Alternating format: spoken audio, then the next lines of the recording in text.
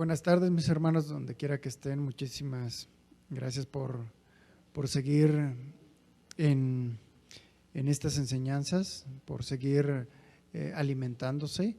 Les mandamos un afectuoso saludo donde quiera que estén y vamos a continuar con nuestra serie 2020 como los días de Elías y vamos con nuestra enseñanza número 14 y vamos a nuestro texto base en Segunda de Reyes, capítulo 3, versículo 1 al 3, y dice de la siguiente manera: Joram, hijo de Acab, comenzó a reinar en Samaria sobre Israel en el año 18 de Josafat, rey de Judá. Reinó 12 años, pero hizo lo malo a los ojos de Jehová, aunque no como su padre y su madre, pues quitó las estatuas de Baal que su padre había hecho. No obstante, se entregó a los pecados de Jeroboam, hijo de Nabat, que hizo pecar a Israel y no se apartó de ellos. El título de nuestro estudio es el siguiente: qué fácil es repetir los mismos errores. Para dar inicio con nuestra enseñanza, primeramente ubiquémonos en el tiempo de estos versículos que acabamos de leer en nuestro texto base, para entender mejor cuál es el contexto de lo que acabamos de presentar. Recordemos que Joram ascendió al trono después de la muerte de su padre Acab, un rey idólatra, ensimismado en su poder, y también era hijo de su madre Jezabel, que era una mujer calculadora, ambiciosa, manipuladora y asesina. Este era el ambiente familiar en el que se había desenvuelto el rey de Israel, Joram, quien de alguna forma tuvo alguna iluminación, porque se menciona en el versículo 2 que él mandó derribar y quitar las estatuas de Baal que su padre había hecho. Algo de su entendimiento le dijo que no podía confiar ni adorar las imágenes. Sin embargo, en el versículo 3 nos menciona que no era suficiente con retirar las imágenes físicas, sino tenía él que derribarlas precisamente del corazón, aquellas influencias que más tienen que ver con el comportamiento del ser humano, y más que quitar aquellas figuras que eran motivo de culto. La Biblia nos revela que en su forma de vivir, este rey había errado en el blanco en cuanto al carácter de Dios, porque había pecado en su vida y ese pecado de alguna manera eran repetidos o eran tomados de la forma de vivir de alguien más. Estos comportamientos que esta persona, que este rey había tenido, la Biblia hace la comparación de la forma de vivir de este rey, Joram, y menciona que la Biblia que se entregó a los mismos pecados de Jeroboam, porque él hizo pecar a Israel y no se apartó de ellos. Es decir, había una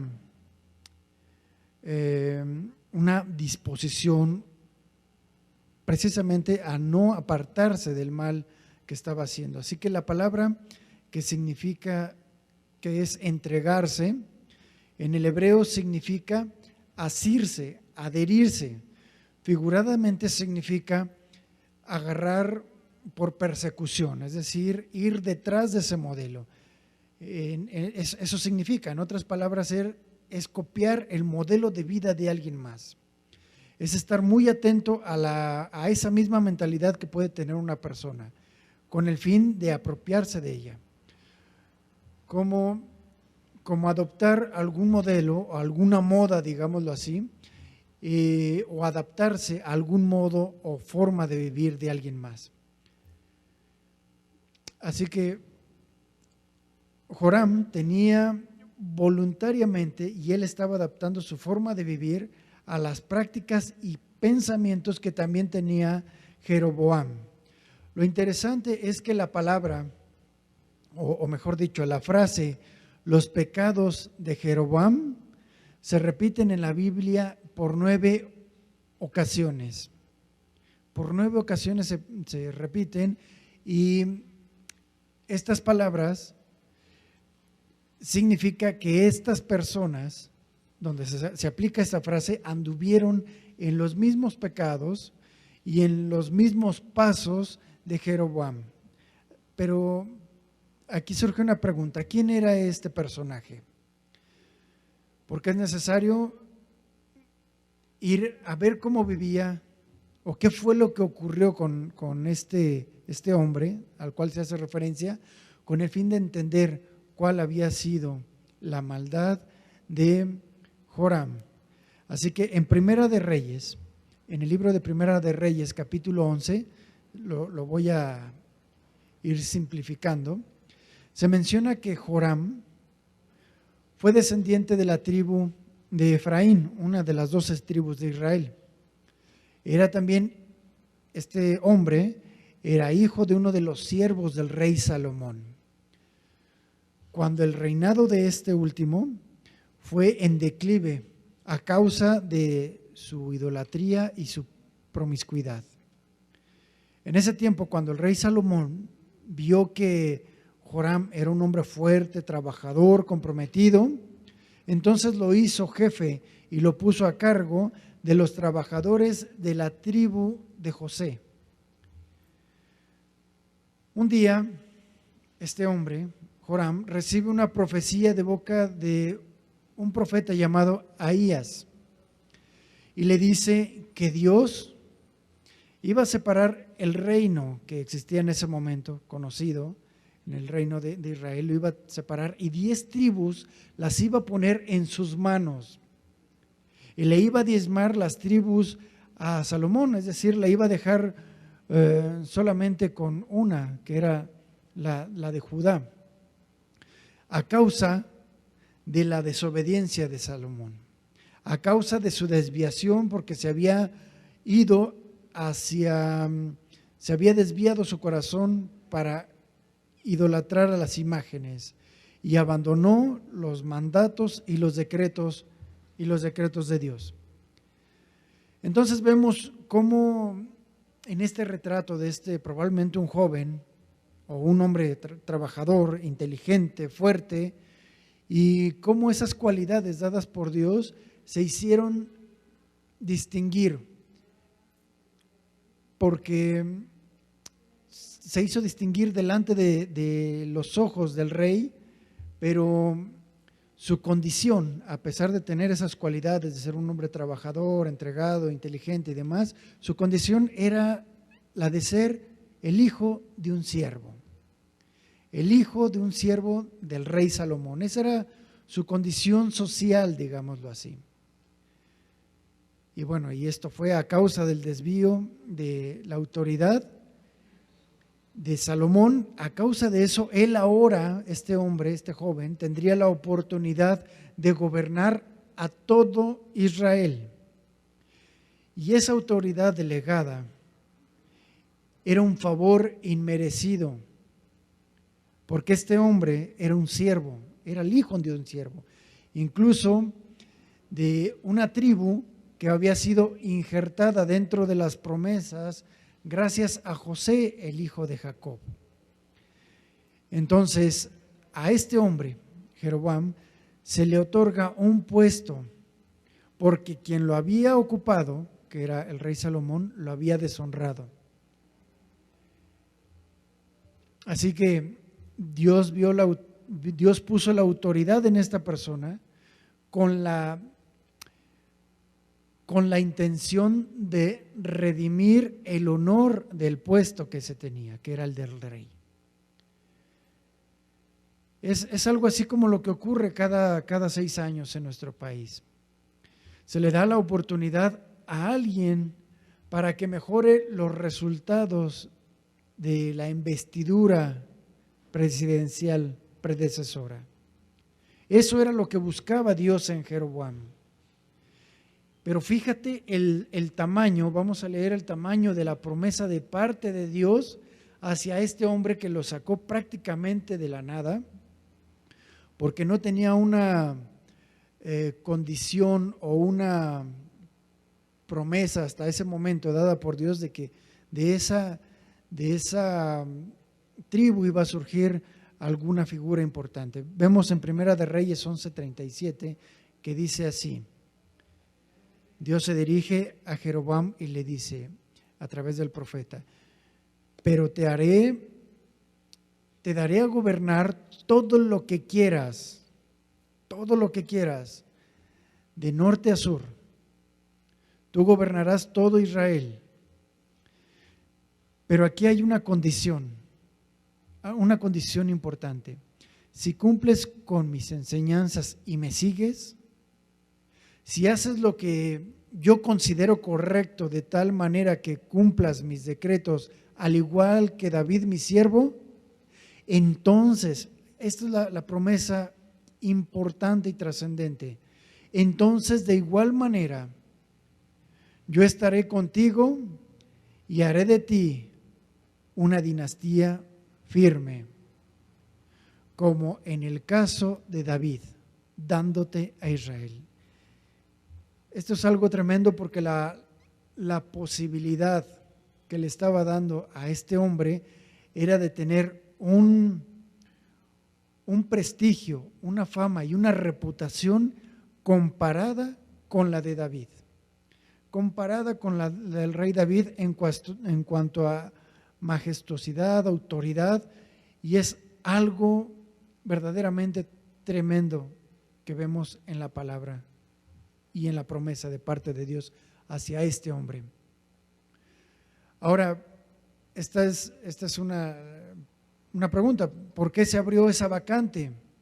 Si lo quieres llamar así. ¿Por qué ocurrió así? Porque resulta de que el hijo de Salomón, que sucedió al trono después del rey Salomón, después de su muerte, llamado Roboam, el hijo de Salomón, recibió una petición de parte del pueblo, una petición legítima, en la cual le solicitaba al rey Salomón que, al rey Roboam, que les redujese la carga tributaria, es decir, que les bajara de alguna manera, digámoslo así, el impuesto a la gasolina o tantos otros, porque sentía el pueblo la carga que Salomón había dejado en el pueblo. Entonces le dice: oye, bájale un poco a esta carga que ha puesto, que dejó tu padre sobre nosotros.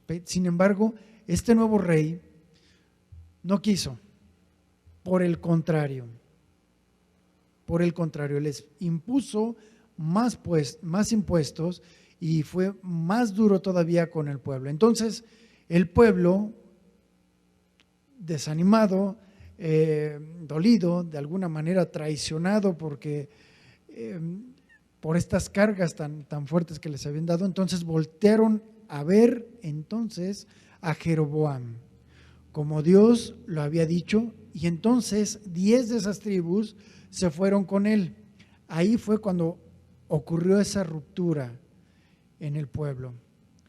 Así que podemos ver la separación de estos dos puestos, de estos dos rangos, de estos dos cargos, que fue declarada por el mismo Dios. Y lo podemos ver en la siguiente imagen, en la que se puede apreciar la tribu del norte, donde fue nombrado precisamente como primer rey. El rey de Israel fue Jeroboam, de la tribu de Efraín, y al sur estaba Roboam, de la tribu de Judá.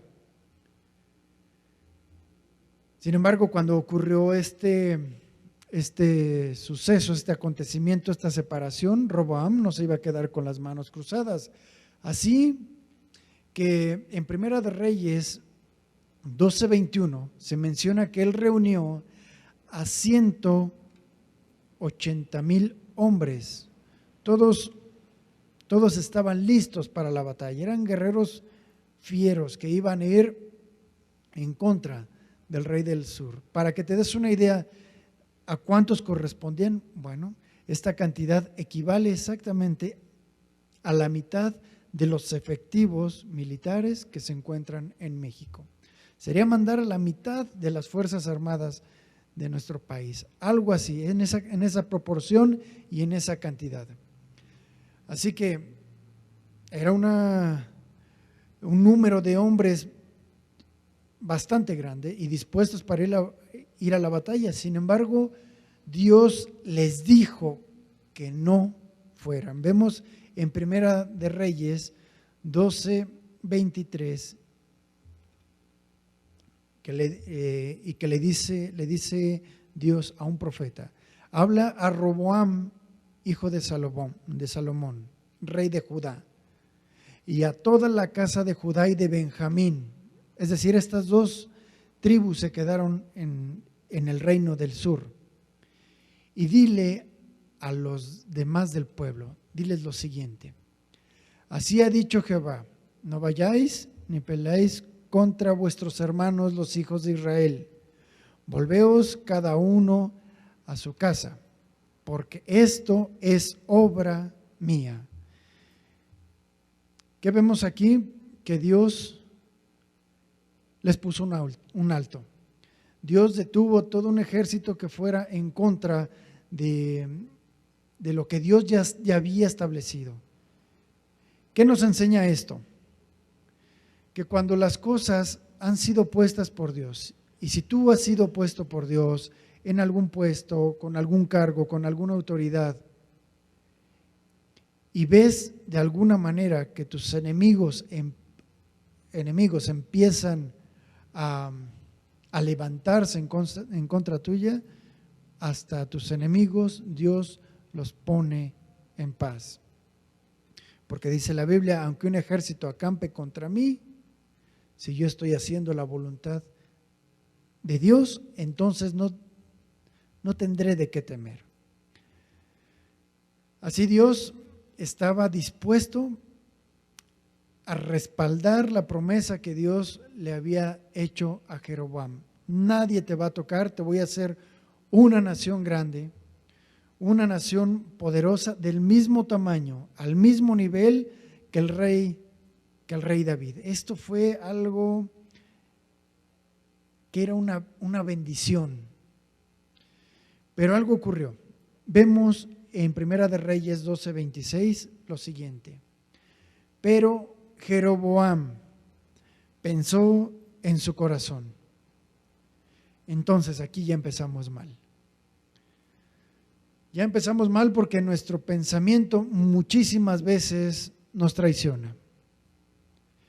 Y nuestros pensamientos en muchas ocasiones nos hace hacer novelas que nos empiezan a derribar de alguna manera en nuestra forma de actuar y nos hacen dudar.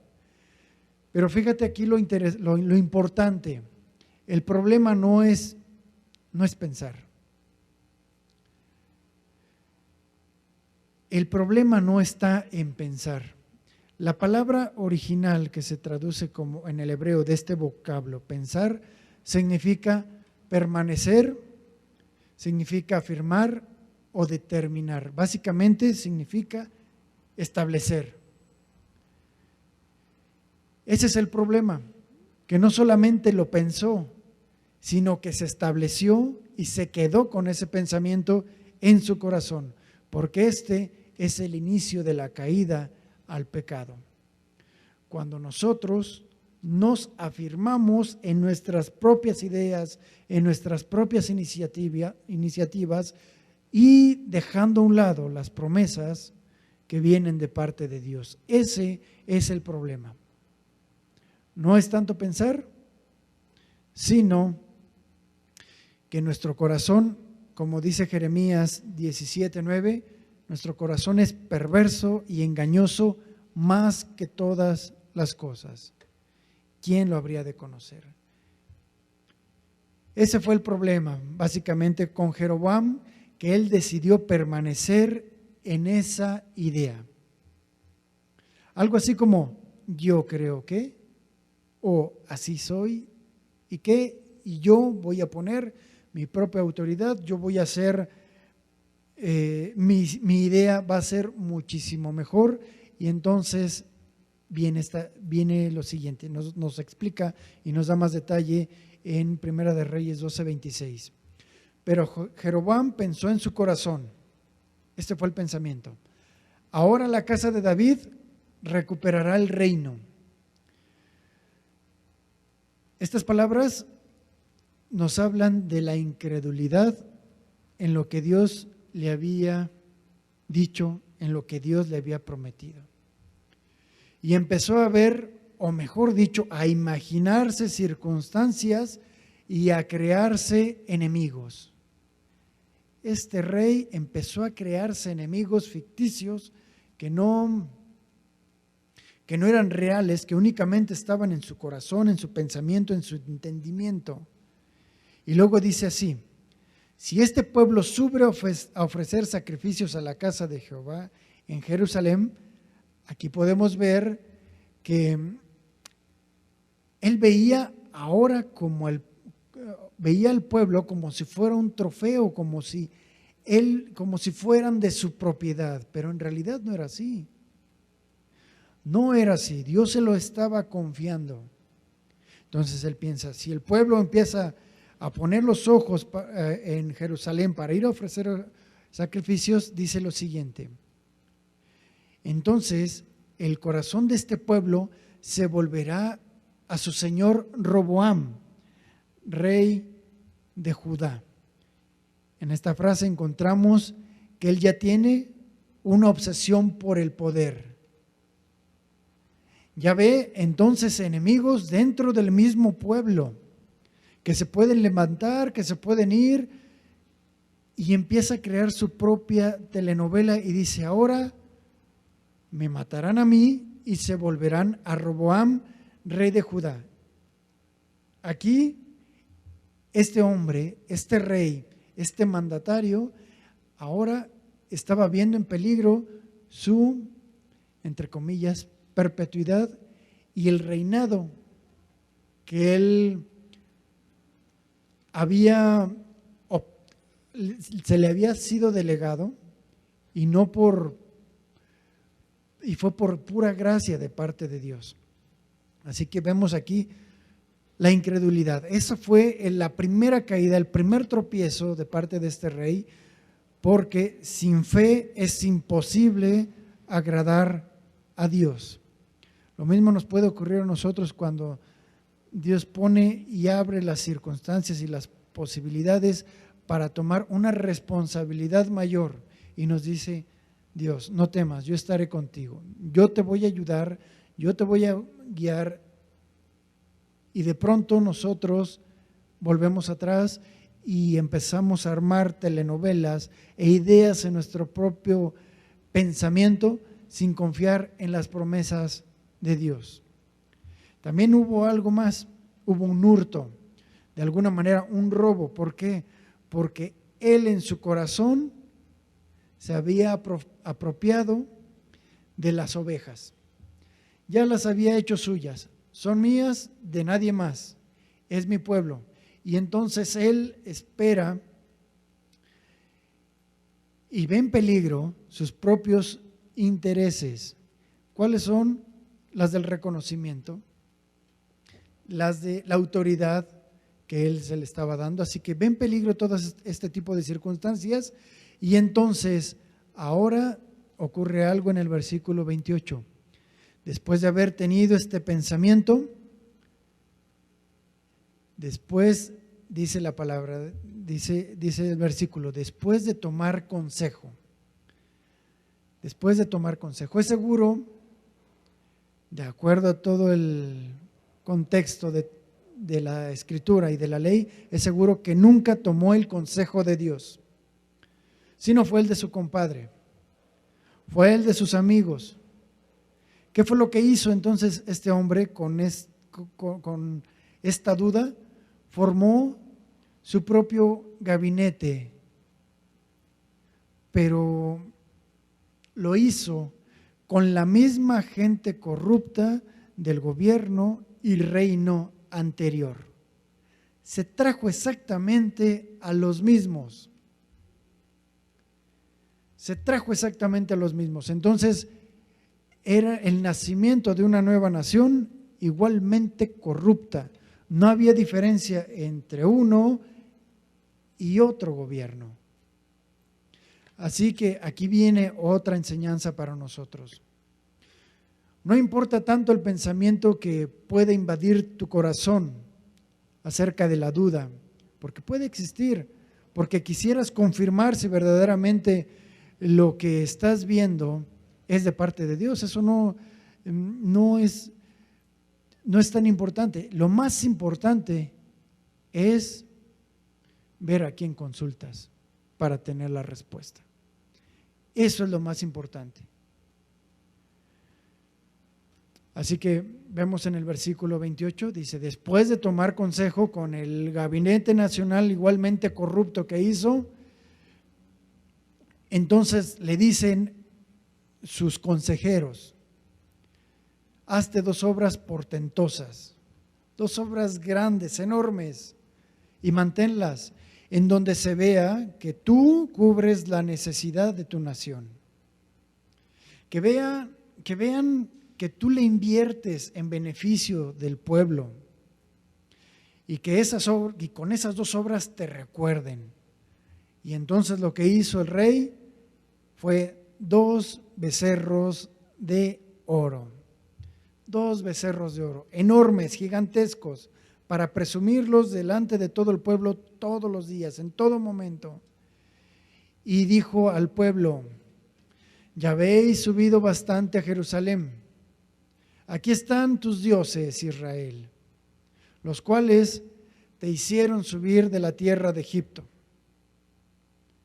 En otras palabras, les está diciendo al pueblo, estos son tus dioses que te darán bienestar, felicidad. Ya no es necesario que recurras a la ley de Moisés. No, ya no. Ya no es necesario que te esfuerces por aprender. Y no tengas que ir tan lejos. No, ya no. Aquí en tu propia tierra, en tu propio país, en esta tierra que te estoy dando, ya tienes a quien pedirle y aquí tienes a tus becerros para que clames a ellos por tu necesidad. Vemos en el versículo 29 lo que hizo. Entonces puso a un becerro lo puso en Betel, que fue hacia el sur de la tierra de Israel, y el otro lo puso en Dan, que fue al norte. Y vemos el versículo 30. Esto fue causa de pecado, porque el pueblo iba a adorar delante de uno de ellos hasta Dan. Aquí vemos lo que hizo este hombre. Desvió el corazón totalmente del pueblo hacia la idolatría. De alguna manera Dios estaba sacando de la idolatría, del yugo, de la esclavitud de un rey corrupto, Roboam, hijo de Salomón, para sacarlos a la libertad. Pero ¿qué pasó? Que el líder se corrompió. Aquel hombre trabajador, entregado, inteligente, fue corrompido, fue corrupto. Y entonces llevó al pueblo a hacer exactamente lo mismo que ocurría en el reinado anterior. Al implementar estos 2 becerros de oro, de alguna manera también estaba prohibiendo, de alguna forma, de manera oculta, estaba prohibiendo la lectura de la ley. ¿Por qué?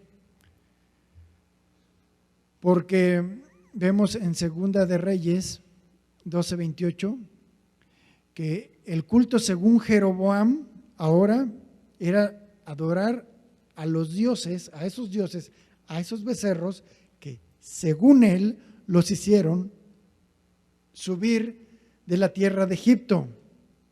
Y con esto estaba contradiciendo Éxodo 22, que dice, el culto de acuerdo ordenado según Dios, que dice: yo soy Jehová tu Dios, que te saqué de la tierra de Egipto. Yo fui, no fueron esos becerros.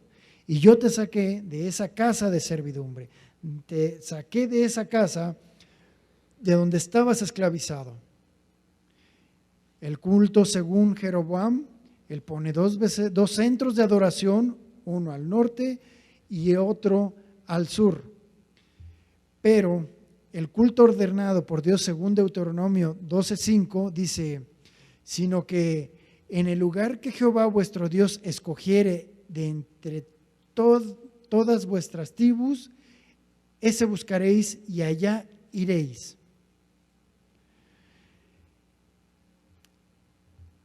El culto según Jeroboam, Primera de Reyes 12:31, él hizo sacerdotes, o sea, él instituyó sus propias reglas, sus propias normas y los hizo responsables de culto a personas comunes de entre el pueblo.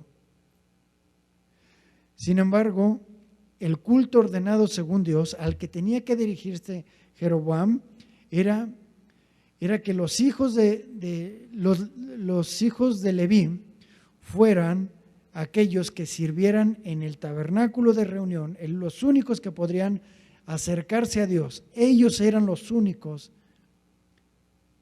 aptos y los únicos designados por Dios para celebrar y acercarse a Dios de parte del pueblo, como sacerdotes.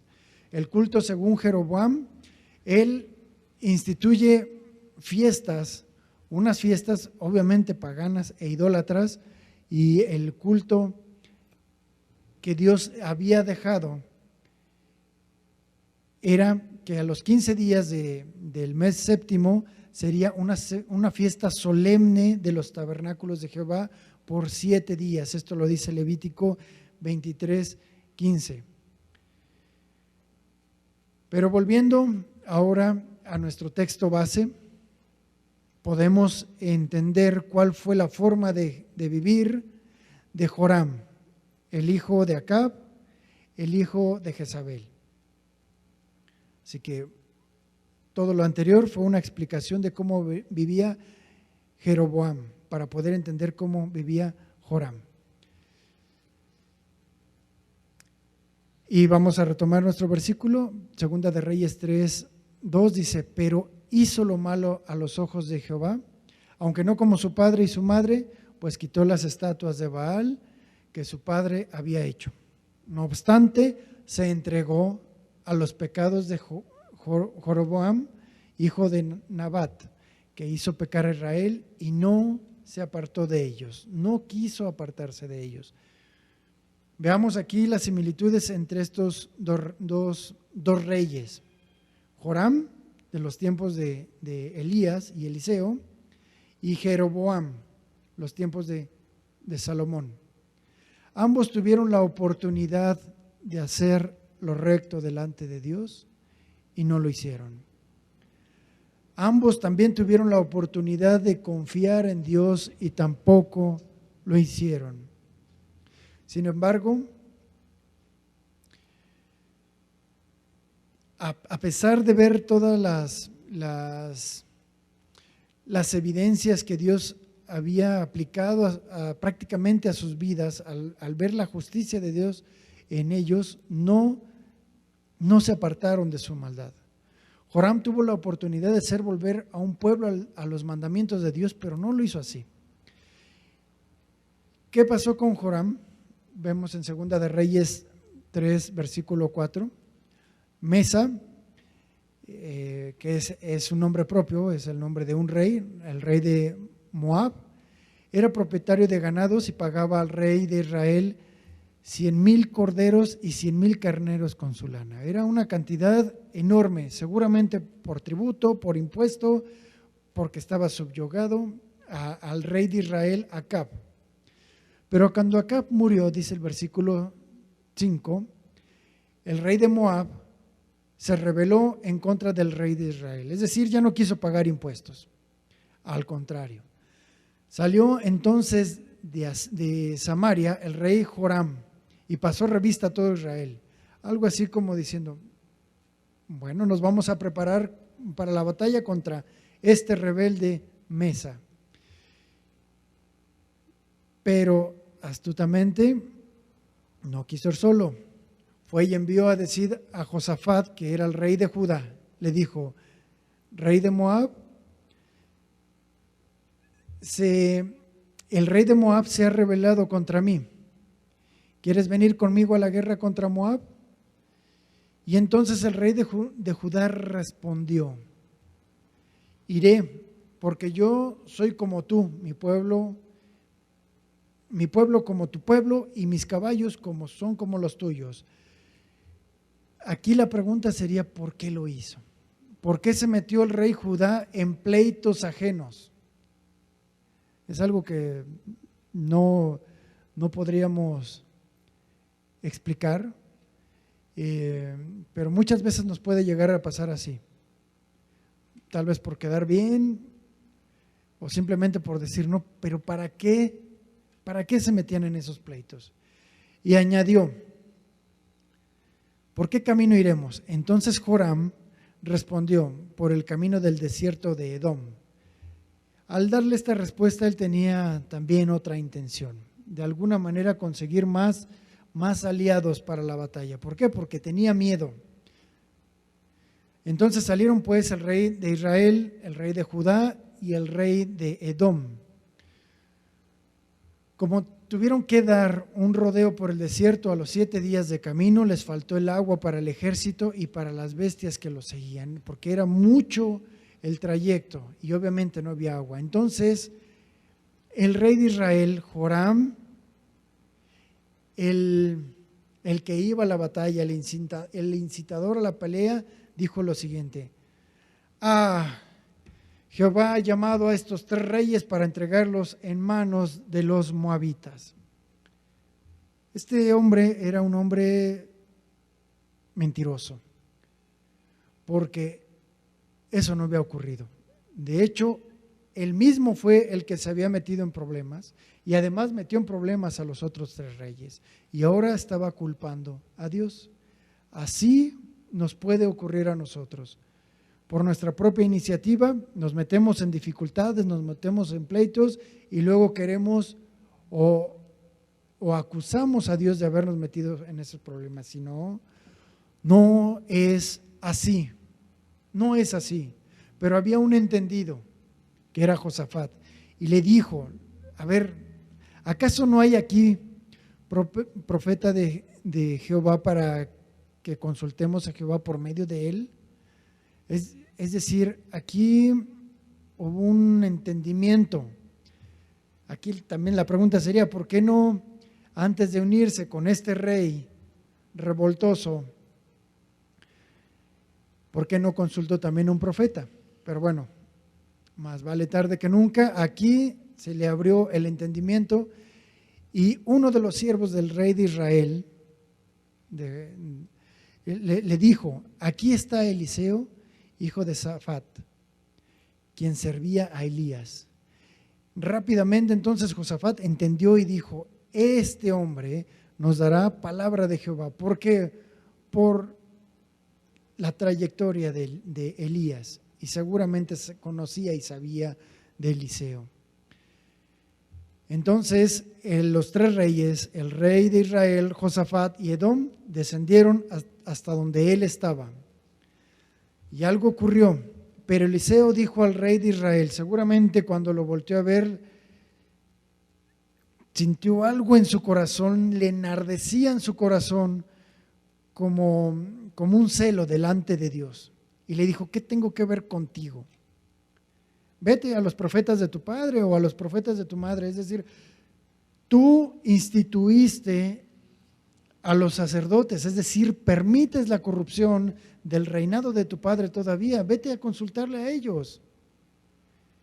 Y entonces el rey de Israel le respondió: no, porque Jehová ha reunido a estos 3 reyes para entregarlos en las manos de los moabitas. Nuevamente, esto era una mentira. Y Eliseo perfectamente lo sabía porque se lo había revelado. Él había tomado la iniciativa de meterse en problemas, de meterse en dificultades, y Eliseo dijo estas palabras: vive Jehová de los ejércitos en cuya presencia estoy, que si no sintiera respeto por Josafat, el rey de Judá, no te miraría a ti ni te vería. Es decir, por mentiroso, porque en realidad Eliseo estaba molesto, porque él conocía a Dios y de alguna manera le había revelado y le había mostrado cuál era la actitud y la intención de Joram, porque era engañoso, era revoltoso, y esto le molestaba muchísimo a él.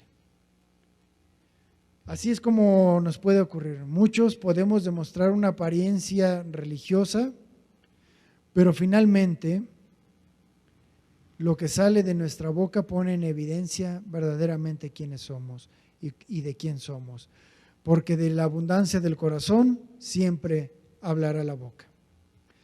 Pero vemos en el versículo 15 que dice Eliseo: pero ahora traedme un músico.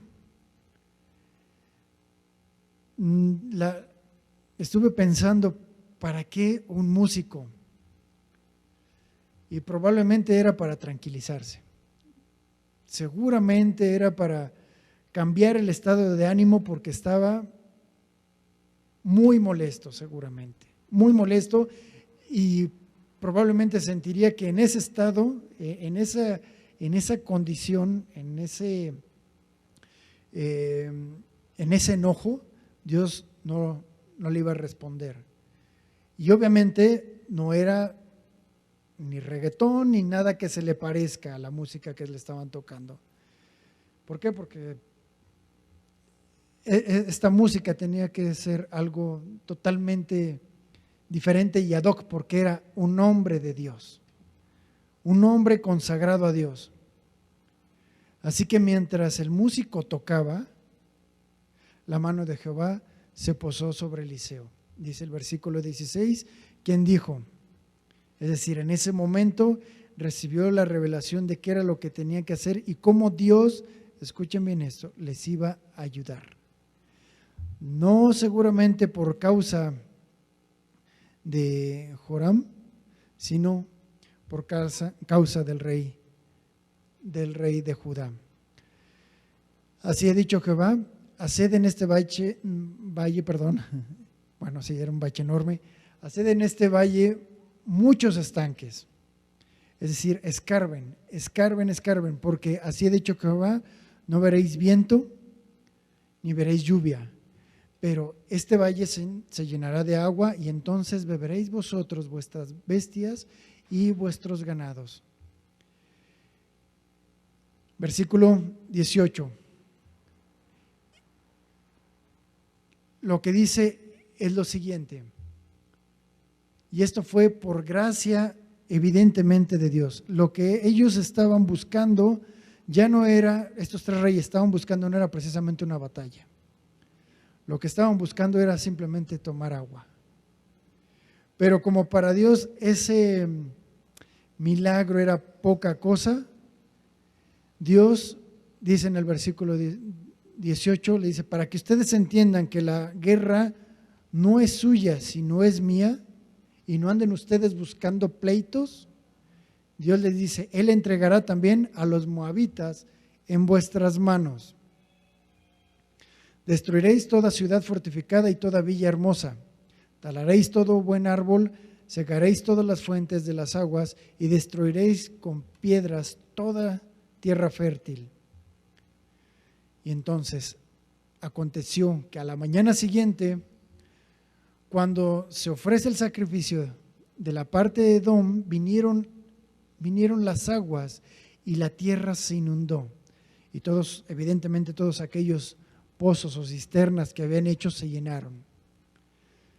¿Qué fue lo que ocurrió? Que al enterarse todos los de Moab que los reyes subían a pelear contra ellos, se juntaron desde los que apenas podían ceñirse armaduras en adelante, es decir, agarraron de los más jóvenes y les pusieron armaduras para salir a la pelea. Y entonces se pusieron a la frontera, todos apresurados.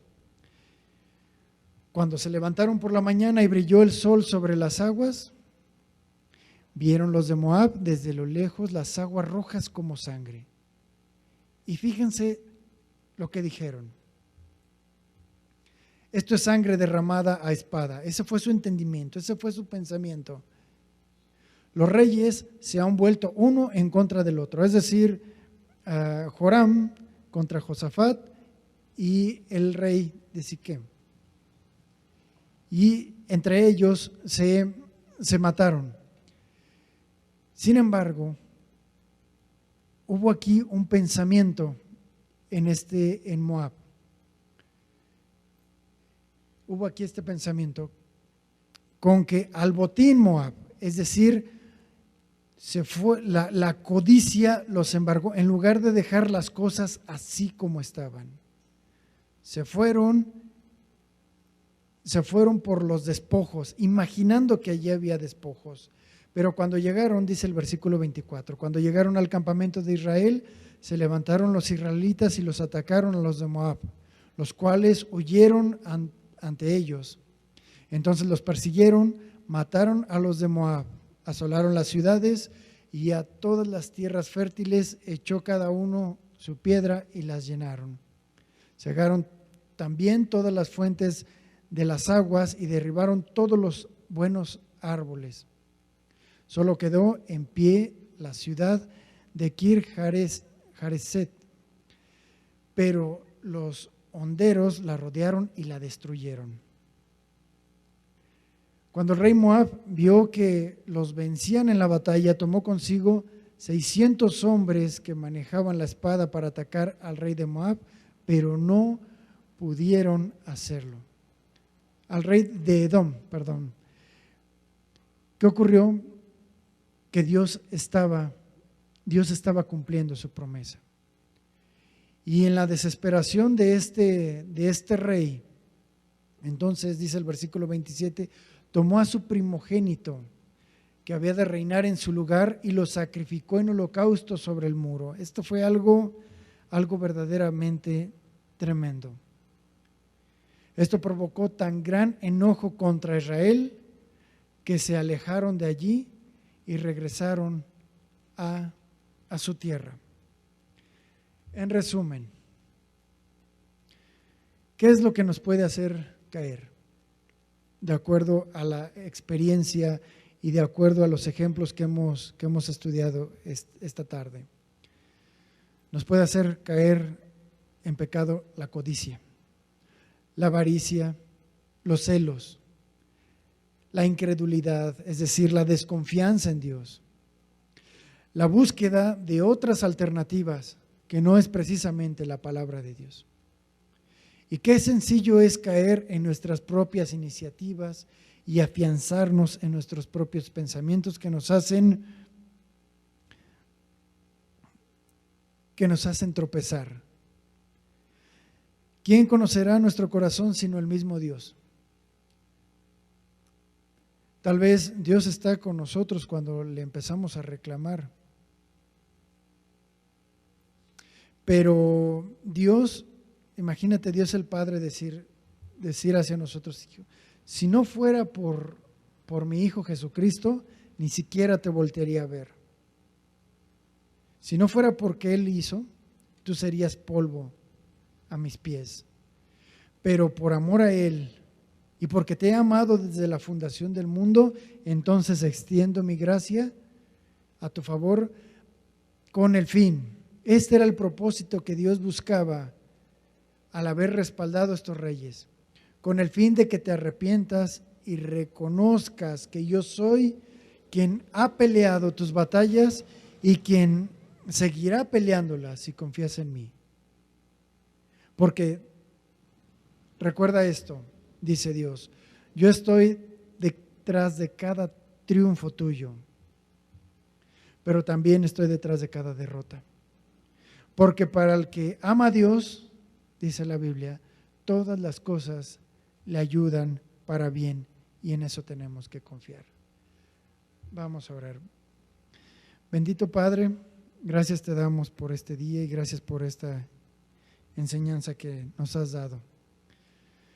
Gracias porque tú nos das la oportunidad cada día, en cada situación en la que nos encontramos en una encrucijada, cuando se presentan dudas, cuando se presentan pensamientos que nos atormentan, que nos ponen a dudar y que de alguna manera nos perturban y nos conmueven.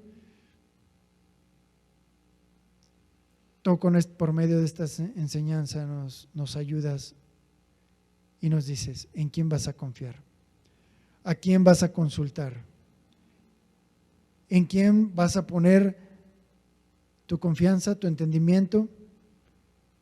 ¿Será en mí o en alguien más, en las circunstancias que estén pasando? Gracias, Señor, porque tu palabra nos ayuda y nos alienta en todo momento. Y cuando estamos en la aflicción, cuando nuestro pensamiento y nuestra mente nos traiciona porque es perverso y engañoso, hay una palabra tuya fresca que nos dice: tranquilo, nadie te puede arrebatar del hueco de mi mano. Toda cosa que yo permita es con un propósito: hacerte crecer, formar el carácter de Cristo en ti. Si tú has confiado verdaderamente en mí como tu Señor y tu Salvador. Gracias, Señor, por esta promesa. Gracias por esa fidelidad que nunca se acaba, porque tú eres el Rey de Reyes, tú eres fiel y tu amor y tu justicia es inagotable para nosotros. Y gracias porque tu amor se extiende todos los días y tu misericordia la vemos en cada momento. Muchas gracias en el nombre de Jesús. Amén. Que Dios les bendiga.